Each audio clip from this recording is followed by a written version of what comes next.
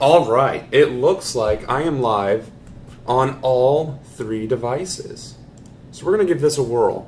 Don't ask me how this is going to work, because I'm actually not sure nor convinced that this is going to work. So, welcome to the live stream. Today's topic will be healthcare for all, the progressive movement, and you. So I am streaming on my personal, my verified, and my YouTube channel. So whichever one floats your boat, share it, like it, do whatever you got to do. Hey Zach, nice to see you. Dan, nice to see you guys on here. Kevin, Dan Cavino, Renee, welcome, welcome, welcome. I'm experimenting with the setup, so I'm going to be looking in three different directions. So just kind of bear with me on that. Alexander, welcome. And Shamim, also welcome.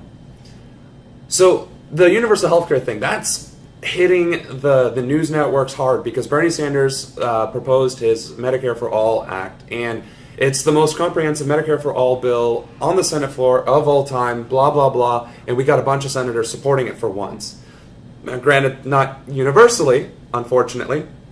There's still a few holdouts on the Democratic side now. The interesting thing about that conversation is that there are Democrats who still support Medicare for All, just not necessarily Bernie's bill. There are 4 going on. And so a lot of the outrage is, well, why aren't they supporting specifically Bernie's bill? Why are they just, I mean, if there's 4 to choose from, why not pick the best one? I don't want to speculate. I don't want to talk about that. I do want to clarify that there are 4, and that the Democratic senators, I do believe, all are, in one way, form, or fashion, trying to endorse one of those. But what is healthcare, right? What is universal healthcare specifically? Medicare for All is expanding the Medicare program, which is one of the largest and most successful, most popular government programs in U.S. history, right? It's what you get to use when you're old, or if you meet other certain specifications, which I'm not going to get into. However, we're going to expand it with Medicare for All to everybody. So whether you're young, old, child, doesn't really matter, you get the same access. So what's the difference between Medicare for All and universal health care? Well, Medicare for All still has copays, it still has out-of-pocket expenses, minimal, or at least what would be perceived as minimal, since you won't be paying for health insurance monthly, but it's still out-of-pocket. Now, it is largely accepted everywhere in the country, so you don't have to worry about being dropped. It will be freely available to everyone, so again, you're covered by the Affordable Care Act as it currently stands. And it's already paid for by your taxes. And yes, you are paying for people who don't have jobs or whatever because it's paid through taxes, but that money, that resource that's already allocated to everyone anyway is going to actually benefit you whether you are employed or not, or if you're a student and don't have a job and can't get a job. So I think some of the discussion needs to be discussed with why is that not a problem? And why do conservatives continue to use that as an excuse or a reason to not fight for universal health care? Why is it such a big deal that not everyone is able to pay into it? Do you really want your 12-year-old not to get free, affordable, quality health care if they get sick or if they get hurt? Because by definition, a 12-year-old can't work. In no state in our country can a 12-year-old work to put into the Medicare program, right? And most college students are going to school full time. Do you really expect students to be working 40 hours and going to school 40 hours a week, or dedicating 40 hours a week to education?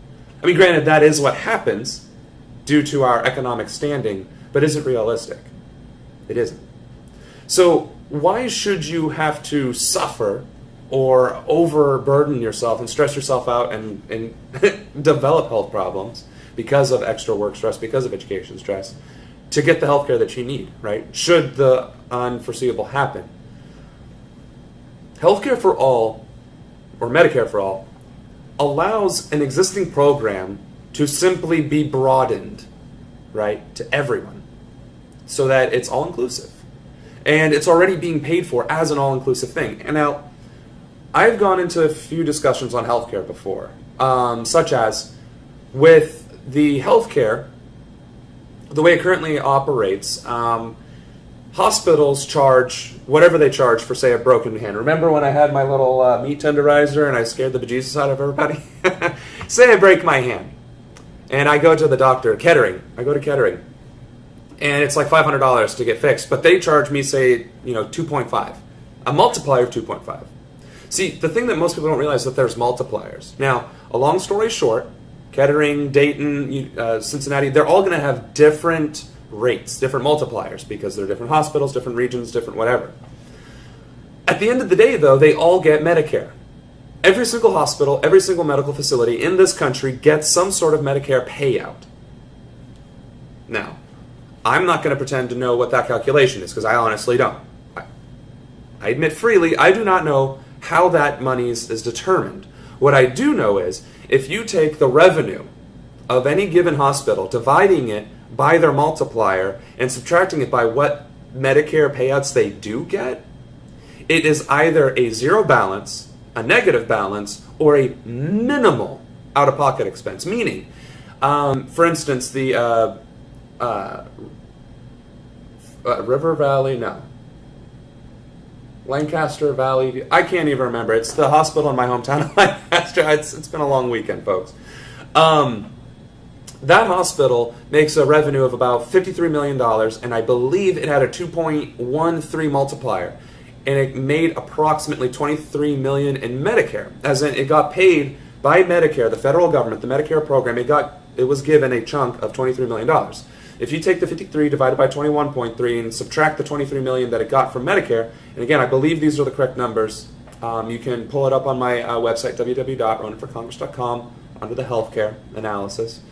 I believe the net cost was $17 per all 3,000 patients that were seen. That is what Medicare for All can do.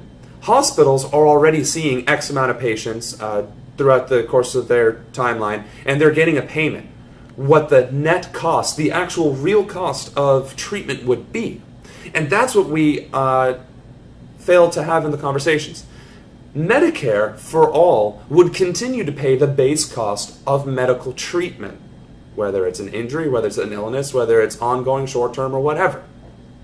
What would happen is that the government would then be able to say, we are going to get rid of the multipliers and we will standardize the cost. So whether you go to Cincinnati, Dayton, Columbus, friggin' Arkansas, Texas, California, you will pay the same price for treatment and for care. And it will be the same across the board, and the hospital would get paid by the block of money that is given through taxation, through our workers' wages, into the Medicare fund. It'll be distributed into those hospitals. That is Medicare for All. Now, again, I did just say that sometimes it would be a balance, sometimes it would be a negative, and sometimes it would be a net out-of-pocket cost.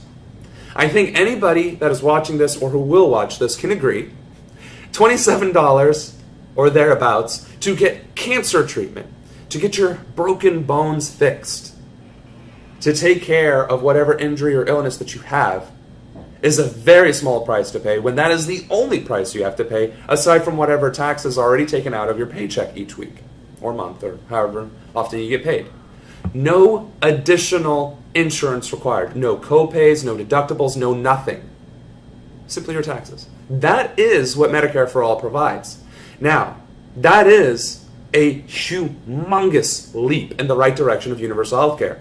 So the question is, Mr. Ronan, you're running for Congress and you're trying to say that universal health care is better than Medicare for All when you just explained that it would eliminate the multiplier effect and it would standardize the cost of health care across the country. It would still allow it to be paid for the way it is currently paid for, without an excess in taxation, and with thus lower costs regardless. So why would we even need another step of this universal health care? What is universal health care? Thank you for asking. Universal health care is that next step to include pharmaceuticals and to ensure that there are no out-of-pocket costs, ever. So that even if that net minimal whatever still would somehow exist, but you needed drugs, or you needed therapy, or you needed mental health care, or you needed dental work, or you needed whatever, you are covered. Universal health care means universal coverage of all forms of health care, mental, dental, and regular health. From child, cradle to grave. Well, I guess if you're dead, you don't need health care, but you get the idea. Universal health care gives the full encompassing coverage. It's like, okay, I get it. So Medicare for all wouldn't necessarily cover pharmaceuticals. It would allow the government to negotiate costs, which is cool. Again, great first step.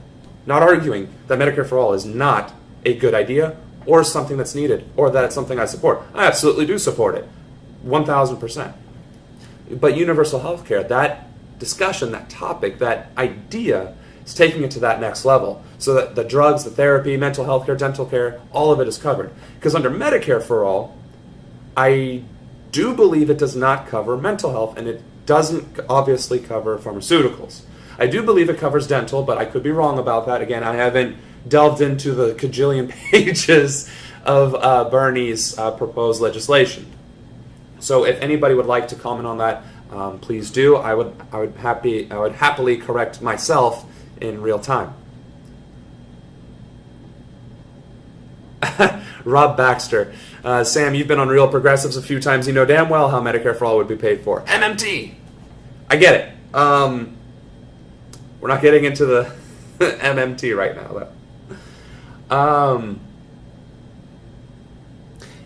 Bonnie, Florney, this is a relevant question. Why is healthcare tied into our jobs? They deny jobs based on the color of our skin. That's a very good question. If healthcare is tied into our paychecks anyway, why don't we have access to it in the first place? Because we are, in effect, paying for it. Yet we don't get to access it until we're either old or infirm or some other qualifying factor. Doesn't make sense, does it? Medicare for all, at the very least, guarantees that what you're paying into, you have access to. So that's a very strong argument, and it's an easier argument to make than universal healthcare, because that sounds too lofty, it sounds too good to be true, and it does sound like ponies or unicorns are getting free stuff, and it's not. It's just a greater allocation of resources and funds that we already have in excess, and it's encompassing more in the healthcare network, the healthcare industry, than just your physical health or your dental health. It's also to include your mental health, and of course from childhood onward. That's why I personally, as a congressional candidate in Ohio's 1st District, am an advocate for universal health care on my platform page, but I absolutely unequivocally support the Medicare for all. So I hope that kind of clears up a lot of the confusion and misconception about it. I guess to address some of the concerns about, well, who's going to pay for it, and how is it going to function and whatnot. What about wait times? Right? That's the biggest one conservatives use, that it's going to increase wait times. Well, if you've watched Fox News, I know, they've brought Canadian doctors over to discuss that. The wait times are either the same or less in Canada, because the only qualifying factor is emergency level, meaning, is your arm dangling off by a thread, or do you have a cold or a nosebleed, right?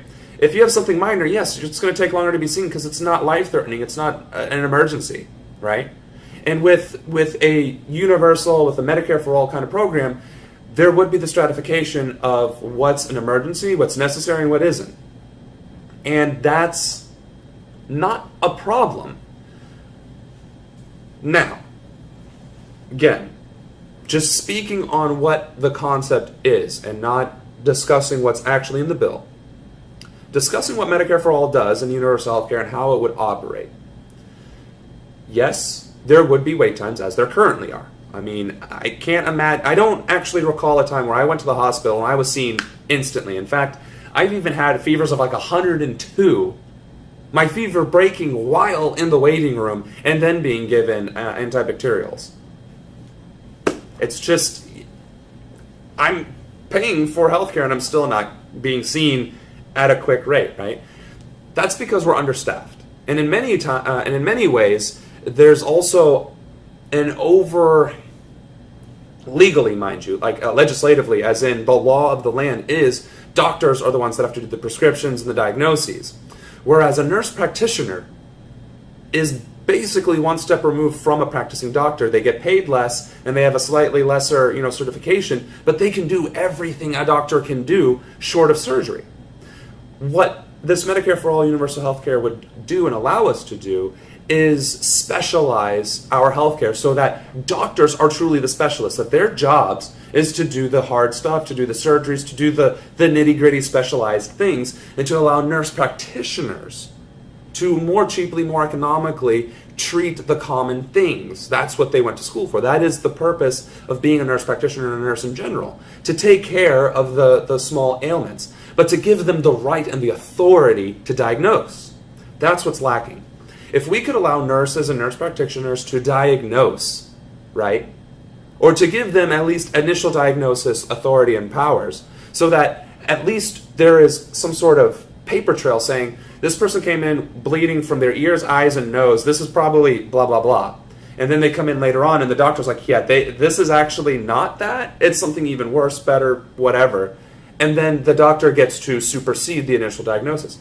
I'm all for that, because guess what? That's structure, that's hierarchy, and it allows an expedition of, or an expediency of healthcare treatment.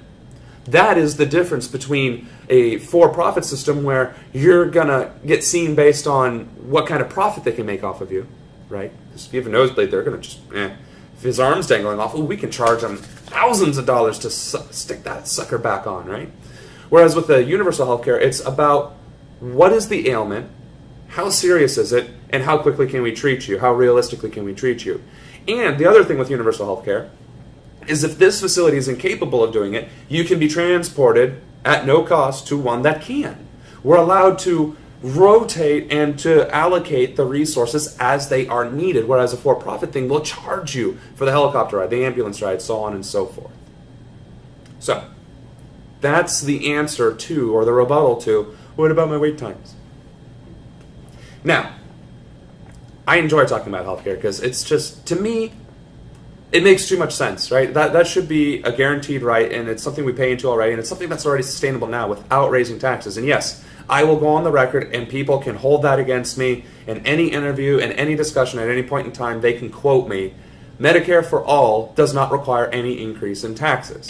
What it does require is a standardization of the cost and a removal of the multiplier costs.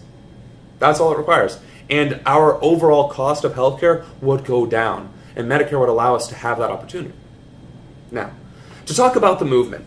Recently, very recently in fact, I was the recipient of a smear campaign, and I was lambasted for not being progressive enough, that I'm only Dem Enter and I need to be more Dem Exit, and that I should be Green Enter, Green New Deal, and this, that, and the other. And even on Twitter, I was threatened by CFAR or BUST, some organization that wants me to sign a contract about how I adhere to this platform and I'm beholden to the people.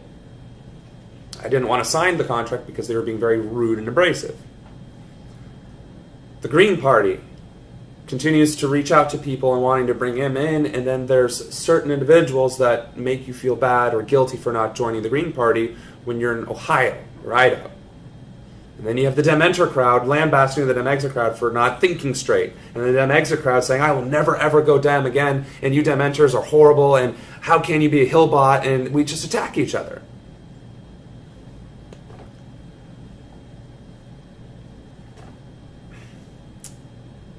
Honestly, I don't care that I was attacked. I was expecting it to happen at some point.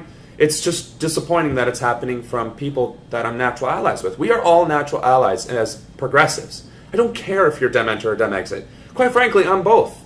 I'm Dem Entering as a congressional candidate on the Democratic primary, and I'm Dem Exiting by building our voice and helping that organization to grow so that we can have a center point to launch ourselves off of. So that if nothing else, if you go to a new state and you want to get involved in activism or local just community outreach or helping local candidates, you can go to Our Voice, go to the database in the directory, and find your location and look at the things. That's all I'm trying to do. And it's a network. It's just a database. It's just information. Something that doesn't exist. A compilation of data in one location. That's all I'm trying to do. But that's Dem Exit. I'm also Dem Entering. I also support the Green Party candidates. Kenny Mejia, for whatever reason, I don't know where that disconnect ever occurred way back then. He's running for Congress again in California. Good. Do it. Support him. I really hope he does a great job. Like, I have no idea who else is running over there as a Democrat, Republican, or otherwise. But Kenny is good people. If he could win, great. What he has to understand, and what the Green Party has to understand, and what I've been trying to convey to people that want to do third party and growing the Green Party and the Libertarian Party or other parties in general, is that you have to do the same thing I suggested that the Democratic Party do. You have to be inclusive, you have to build your structure, and you have to focus on the local areas. And that isn't to say local races, that is to say the local areas. If you are in Los Angeles, that's still local. I mean, it's LA, and it's a friggin' huge city, right? But you got to build your structure in those local precincts so that when you do run for Congress, you can collaboratively work together to help the congressman or help the state representative or the state senator. Here's why that's important.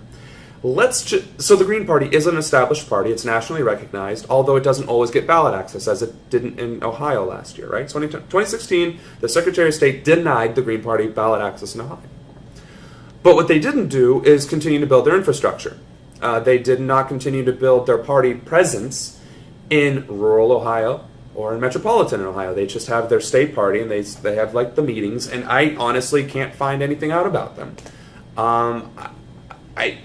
Maybe I don't know where to look, and that's kind of part of the problem. And I get it, it's resources, it's money, that's kind of the issue. Notwithstanding. But if we're grassroots, we don't need money. We just need organization. We need collaboration, right? We can do the money fundraising thing amongst our own circles, but we have to be willing to work together. And the most important thing we need to do is focus on building those local organizations. Now, Green Party is its own objective. Dem Exit is its own objective. Dem Enter is its own objective. They have their own paths forward. Does that mean that they are intrinsically against one another? No, they're not. Just because I'm Dem Entering does not mean I have any intention of getting in the way of Dem Exit or Green Party or Justice Dems or Brandon. I don't care. Do you. And let me help you. Let me elevate you while I'm Dem Entering or Dem Exiting or going Green New Deal. In fact, if you're going Dem Enter, why not support the Green New Deal? It is a very left-leaning policy. I support the Green New Deal. And I also support my own policies. I support my progressivism. I support Bernie Sanders. Why are those mutually exclusive? Why are those efforts mutually exclusive? That is the question. Why does every facet of the progressive movement have to be the victory? That is the only way and the only path forward, and it is this heroic effort that will save the day. Because it's not. I'm sorry, it's just not. The Green Party is perhaps a decade or two away from being able to organize to the same consistency and the same prominence as the Democratic Party. So they need the support of Dem Enter, and they need the support of Dem Exit. That isn't a negative thing. That isn't a judgment. That's just a fact. It's going to take time to build a third party to the same level of capacity as the Democratic or the Republican parties. It's just a fact. And until and unless we come together and start enabling each other instead of combating one another and trying to tear each other down, we're not going to move forward, right? Attacking me, what does that actually accomplish? Honestly, seriously. What good comes of saying Samuel Ronan, who's running for Congress, who ran for the DNC chair, who supports Tim Canova, who is fighting for progressives everywhere, who spoke about Dapple and Sable on CNN, who did all these things, who's trying to build our voice, who's trying to create the support structure, who's trying to elevate others, who's trying to reach out to other news outlets and to other progressive organizations and bring them together. What good does that serve to attack me? What good does it serve to attack Tanya or Steve Grumbine or John Lancelot? I didn't attack John. I said, stop attacking me. Let's make it about the issues. Let's not make it a personal mudslinging fest. But he was angry and he was upset because I was abrasive. Fine. I apologize for being abrasive. Is that enough reason to tear me apart? Is that enough reason to tear John apart? No. It's dumb. And it's... that's actually the word that I used to trigger that. I need to work on that. Sorry, I can admit my faults, and being abrasive could be one of them. We have to start working together. Like that, as a congressional candidate, as a potential congressman, I'm going to have to work with Nancy Pelosi. I'm going to have to work with Kamala Harris. I'm going to have to work with, as much as it pains me to say, Paul Ryan and Ted Cruz. I'm going to have to work with these people. Some that we call animals, some that we call sellouts, some that we call establishment. I am going to have to work with them. Let me repeat that. If I, Samuel Ronan, am elected, despite my extreme unapologetic progressive agenda and desires, I will have to work with people who are diametrically opposed to those agendas. If I want to pass legislation, or if I want to be a part of the process at all, I'm going to have to say, Paul, you can't get away with killing 24 million people because you want to give billionaires $1 trillion tax break. You can't do that. If you insist on this, I'm going to get up on the stage and I'm going to have the floor in Congress. I'm going to call you the idiot that you are. That's what I will do. Right? As a congressman, that will be my role, to call out the stupidity if I can't negotiate or maneuver or get the bill passed that I want to pass. Right? That's the political process that we currently find ourselves in. Unfortunately, it isn't, hey, Paul, I see what you're trying to do. You're trying to lower taxes for the wealthy. Cool, because you're selling us that if they have more money, they'll build jobs. How about this? I will see your tax break for the billionaires if you guarantee that tax dollars, that those monies from those corporations and those entities must be invested, that there will be a penalty of a 100% of that tax break to be taken, like what Eisenhower did, the 94% tax rate, that those monies, if not utilized as a investment into whatever that benefits the middle class, if you don't do that, I will not help your bill and I will go after everything that you're trying to pass. That's what I can do as a congressman, right? Whatever Kenny is promising, that's what he can do. Whatever Tim's saying, that's what he can do. Tulsi is proposing legislation left, right, and center, right? She's got 4 bills going right now. You know how she's going to get them passed? By talking to Paul Ryan, by talking to Debbie Wasserman Schultz, because she is currently in a sitting elected official. She's going to have to talk to Nancy Pelosi. She's going to have to talk to all these people, the incumbent in my district. She's going to have to talk to them in order to get it passed. That doesn't mean she'll get everybody to vote for it, but she's going to have to talk to them. We have to work together.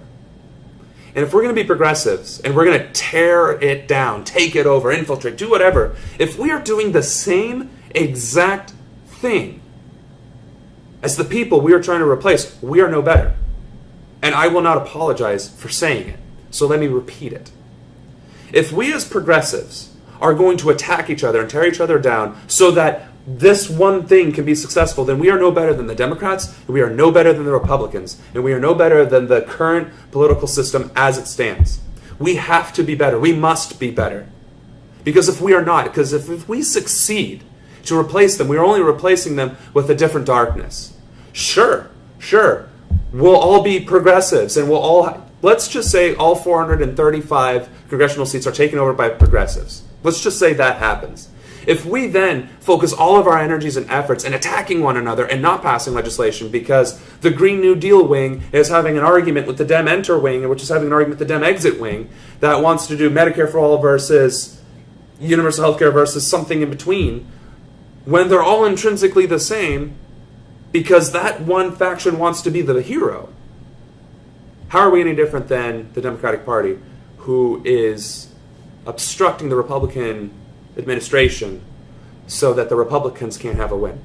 How are we any different than the Republicans who obstructed the Obama administration for 8 solid years, forcing the Obama administration and Democrats to go right and right and right and right so that anything could get passed? How are we any different if we are only going to get in our own way? We cannot be obstructionists to ourselves. We are better than that. Or at least that's what I am hoping. I am a progressive because the things that I believe in, that's the label that applies. I'm an FDR Democrat. I'm an Eisenhower Republican. That is my values. That is my beliefs. That is how you can correlate it and define it and describe it in a very simple, digestible fashion. FDR Democrat, Eisenhower Republican, progressive. I'm not going to fight you because we agree so much, or that we agree just slightly less than 100% on this one topic. Why would I do that? Why are we doing that to each other? It frustrates me to no end every time Steve Grumbine talks about MMT and people attack him. That's not how it works. Yes, actually, that is how economics works in our country. MMT isn't a radical, revolutionary idea of what economics could be. That's actually how our economic system works. The problem is the definition of how it functions is through taxation, because it is a massive concept that we can't understand. Because if we actually implemented our allocation of resources, our social programs, in the MMT fashion, as in truly embracing the MMT that is already in existence for frivolous, unending wars, we could have universal healthcare, we could have universal education, we could pay for a mass transit system right now, high-speed rail, internet for all, we could have solar all over the place, right? We could be investing trillions of dollars into NASA and space exploration, because MMT stipulates that an economic system exists by the stroke of a pen. It is legislated into being, and therefore it is spent. That's what MMT is. And if you look at the value of the dollar, and if you look at how the federal taxes are allocated and the things that we're spending on, and if you look at the federal budget, but you also know that we're paying $1.5 trillion to corporate subsidies, it doesn't add up, because nowhere in the federal budget is $1.5 trillion earmarked for corporate subsidies. Doesn't add up. MMT is a thing that exists, but in practice, the way that we can wrap our heads around it is taxation, right? And because taxation is a concept that is readily understood, because it's easy to understand, it's written about, it's something that we can justify. Okay, if I pay 15% in taxes, I know that's going to generate this much revenue, and then we can allocate it for this amount of stuff. And yet we attack each other. I've seen Steve Grumbine very calmly, very clearly explain this much better than I just did. And yet people attack him for being whatever. Why? Why are we attacking him? If you don't understand it, or if you disagree, or if it doesn't make sense to you, why would you attack it? Why would you attack something that you don't understand? Is that not what Republicans are doing with climate change denial? It just needs to be said. It just needs to be said that we have to start working together. I might not agree with everything Real Progressives does. And I mean, there was a conversation that I had that was very unpleasant, and I'm still supporting them. Erica LeBlas, again, I've had unpleasant conversations with her, but her Progressive Independent Party movement got recognition at the People's Summit, or the Convergence just recently. Kudos. Great. Fantastic. Help her. We need to be working together. Jordan Sheridan has a new show, right? He's still working with the Young Turks. The Young Turks, they're selling out. Who cares? They're still independent news network. They're still telling us the things that mainstream media won't. Cenk's a Hillary shillbot sellout. Okay, so what if he is? It doesn't matter.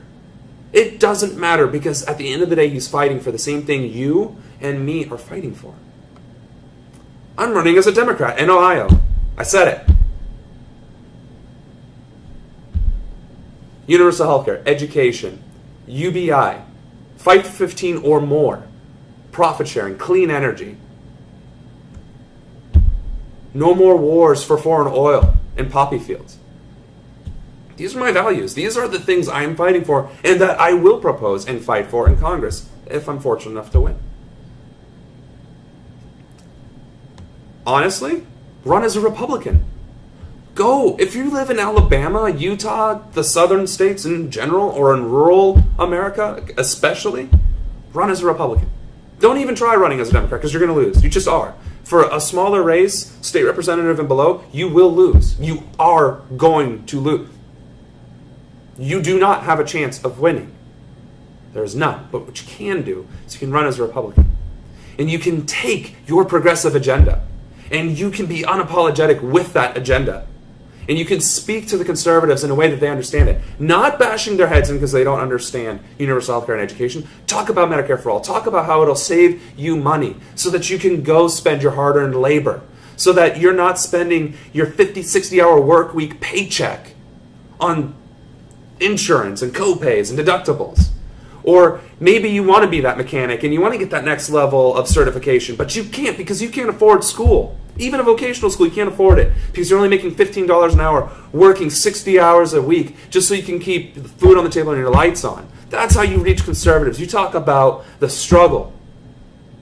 You talk about work. You talk about the bootstraps. You talk about the American dream. Yeah, as liberals, I can go to an impoverished African-American community. I'm like, this is crap. Just because you're black, just because you're Hispanic, just because you're Islamic, you don't have the same opportunities I'm afforded simply because of your color and your demographic and your religion, and that's bullshit. That is absolute bullshit. We can talk like that. We can reach each other like that. We can talk about universal education and healthcare. We can talk about systemic racism. We can talk about the systemic policies in education and healthcare that prevents people from getting out of poverty and rising above. The American dream is alive and well, ladies and gentlemen. It absolutely is, if you're white and somewhat affluent. If you're poor, regardless, the American dream is dead to you. It's a carrot with a huge stick that it constantly beats you down. Why do you think the heroin epidemic is so strong? Why do you think gangs continue to thrive? Because society has failed these people time and time again. Because voter apathy, because of ballot denial, because of voter suppression. We can't be heard because we can't get the people elected that we need so that our voices can continue to be heard. Our protests are being ignored. Why? Because there is nothing in the Constitution that says a protest shall be adhered. Same thing with petitions. So yeah, we have to start working together. We have to start embracing our strengths to accommodate and offset the weaknesses of our counterparts. There is a strength to them enter, but there's also a weakness. Dem exit is the counterpart to that strength and weakness, and vice versa, conversely. If minorities in this country are suffering, then it is up to us with white privilege to step up and defend them. Not because they are weak, not because they are incapable, not because they don't know how to defend themselves, but because they are denied.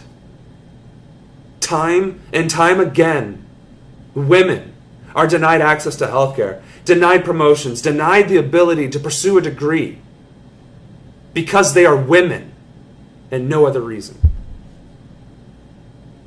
So yeah, white men better step the hell up and fight for women everywhere so they can get a degree, so they can get an education, so they can get that promotion. Every single woman CEO in this country got there because they were qualified and because they jumped through every single hoop imaginable. That's not right.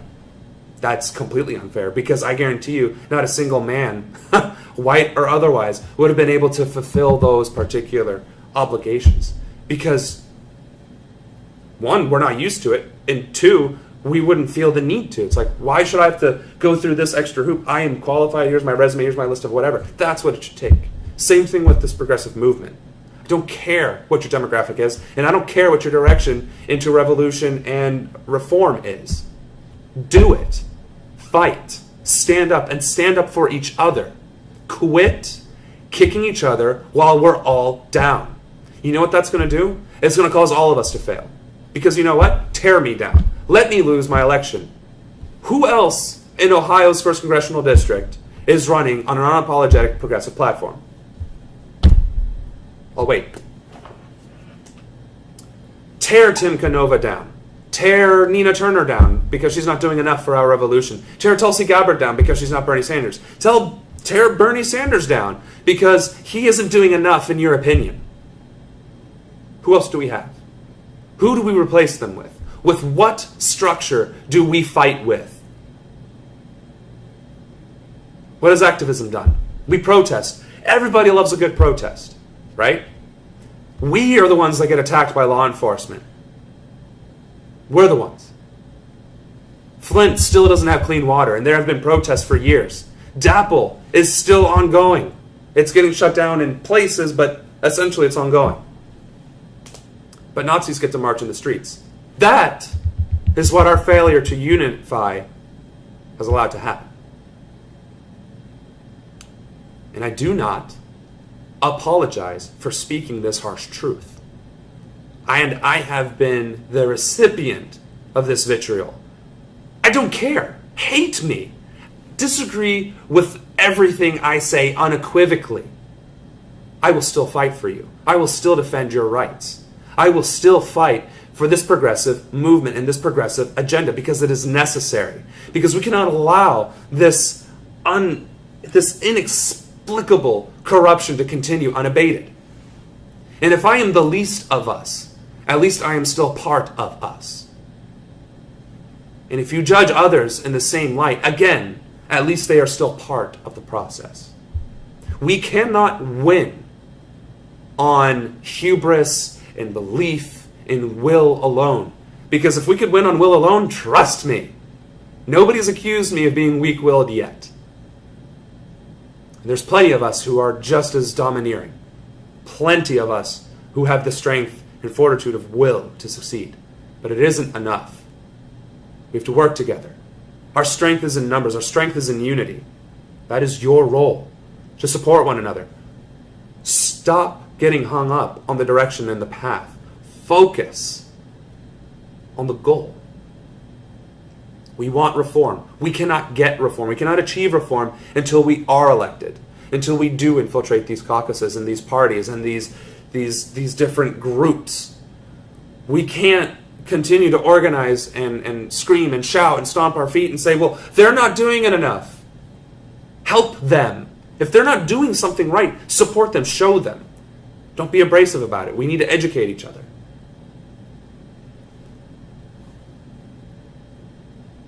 We will lose, and we will continue to lose until we stand united. Universal health care for all, Medicare for all, will never happen. Hillary Clinton's prophecy will come true. Because the Democrats aren't going to pass it, and the Republicans sure as hell aren't going to pass it. You know who will pass it? Me. Tulsi Gabbard, Bernie Sanders, Tim Canova, Stephen Jaffe. I don't know however many more progressive congressional candidates there are, but I know there are people running at the county level and at the city level that would absolutely vote for it. Jessica Butler, Ryan Ross, Noya Ayada. We are the ones who will guarantee the future for all. We, the people. And the only way that's going to happen is if we start working together in winning elections and supporting one another. That doesn't mean money. That doesn't mean agreeing with whatever everybody else says. That means not tearing each other down. Simply that. And if you can't bring yourself to help someone else that you disagree with on their path, do not get in their way. If nothing else, don't get in their way. But it's going to take time. It's going to take resources. It's going to take effort. It's going to take work. It's going to be grueling work. In the next few days, the Our Voice beta app will be live on the Android store and then within 2 weeks on the iPhone store.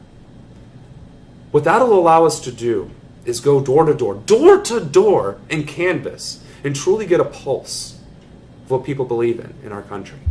So that when we do run campaigns, we know exactly what to say, how to brand it, and who to reach.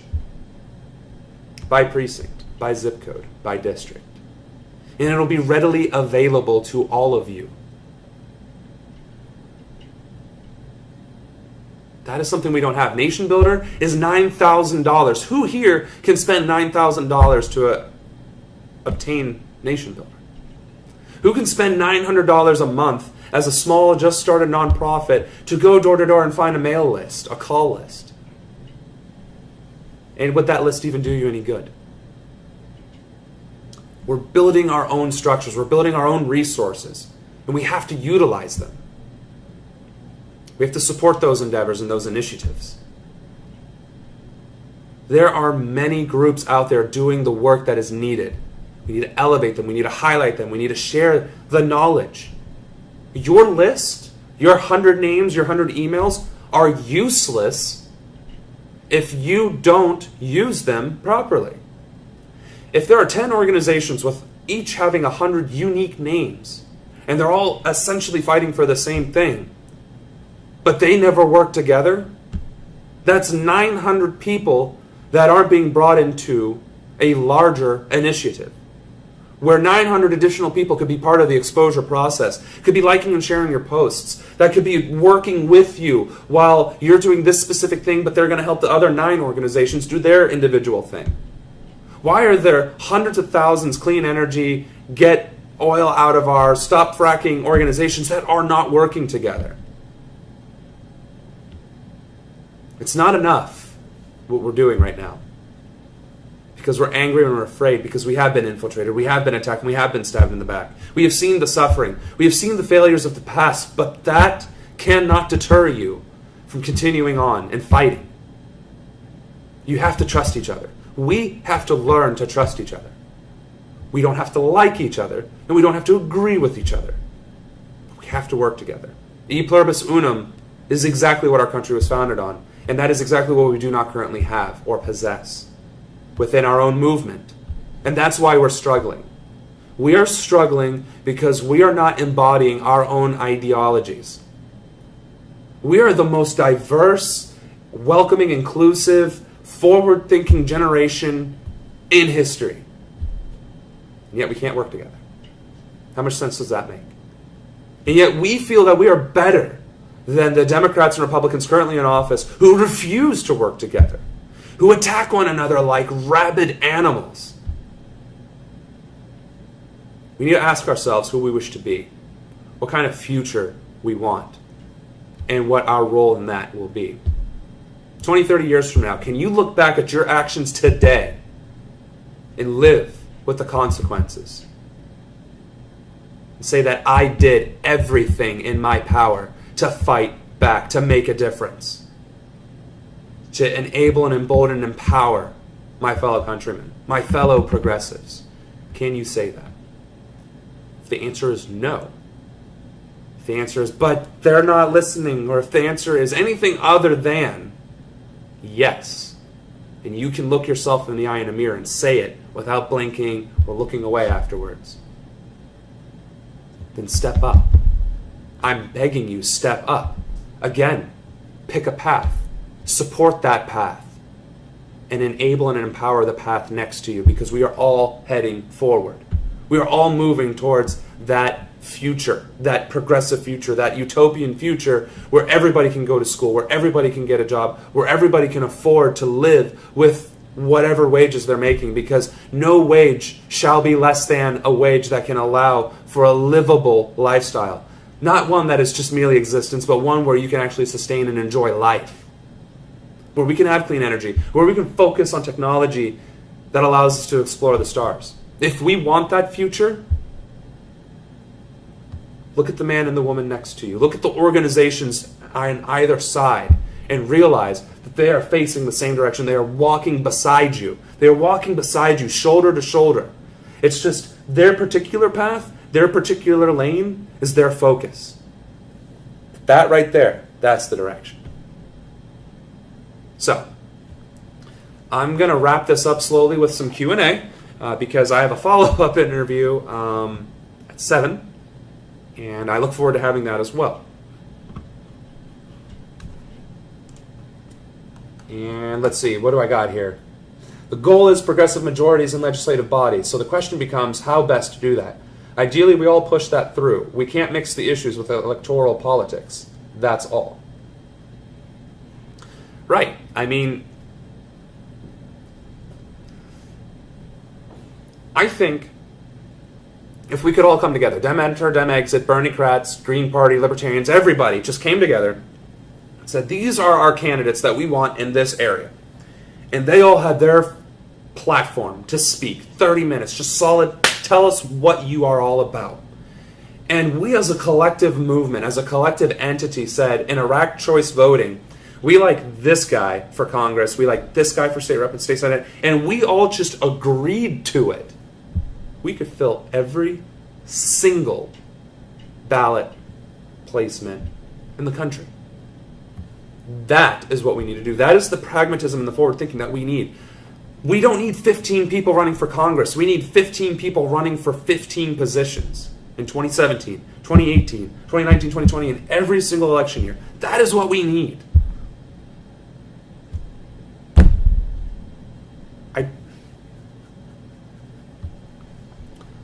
Next one.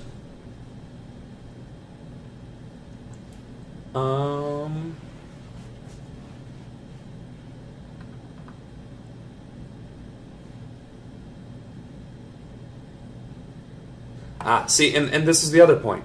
Progressive Dems want everyone to vote in the Dem primaries to boot the neoliberal, but if the Progressive Dem makes it to the general, the Green is more likely to lose to the Progressive Dem. Again, why would we waste our efforts splitting the vote and the support amongst two candidates vying for the same position when we could be supporting two candidates vying for two positions and possibly unseating both? It's a 100% net victory. It's a net gain of 100%.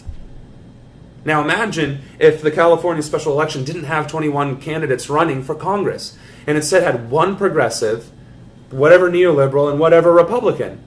We could have pulled all of our resources behind that one progressive that we collectively chosen, whether it was Kenny Mejia, Arturo, or the other two. I don't remember them.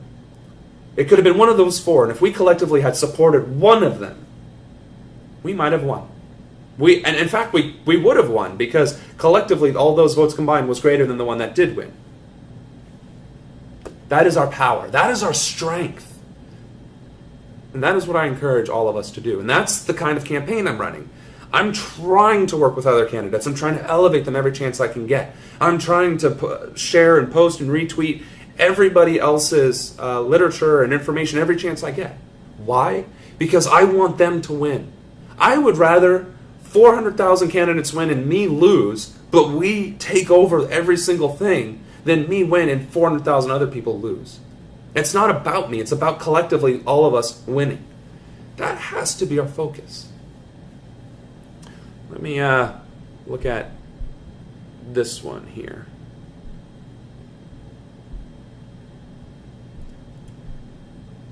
Oh, where did it go?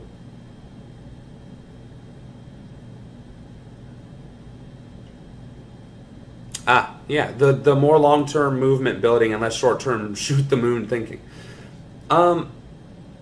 That's the whole collaboration. And it sounds like I'm a broken record, and I get it, because I am.